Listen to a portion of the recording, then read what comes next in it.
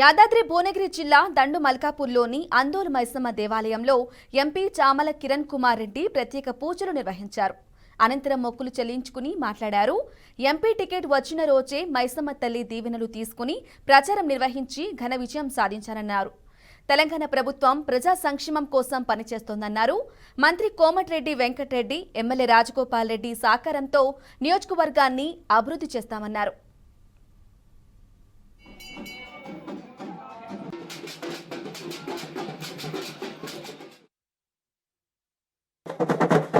అమ్మవారికి ఈరోజు నేను గతంలో పార్లమెంట్ ఎన్నికల ముందు నాకు టికెట్ వచ్చిన తర్వాత నేను మా ఎమ్మెల్యే గారు రాజగోపాల్ రెడ్డి గారు ఇక్కడ దర్శనం చేసుకొని ప్రచారం చేయడం జరిగింది.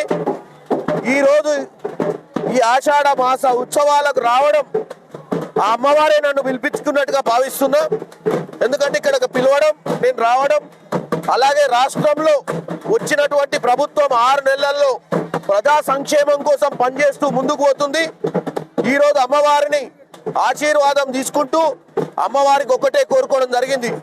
రానున్న 5 సంవత్సరాలు తెలంగాణలో మొట్టమొదటిసారిగా వచ్చిన కాంగ్రెస్ ప్రభుత్వం ప్రజా సంక్షేమ ప్రభుత్వంగా ముందుకు సాగుతూ ఇక్కడ మా అన్న రాజగోపాల్ రెడ్డి అన్న, కోమటిరెడ్డి వెంకటరెడ్డి అన్న, అక్కడ మన రేవంత్ రెడ్డి గారు ప్రజలకు మంచి పాలన అందించే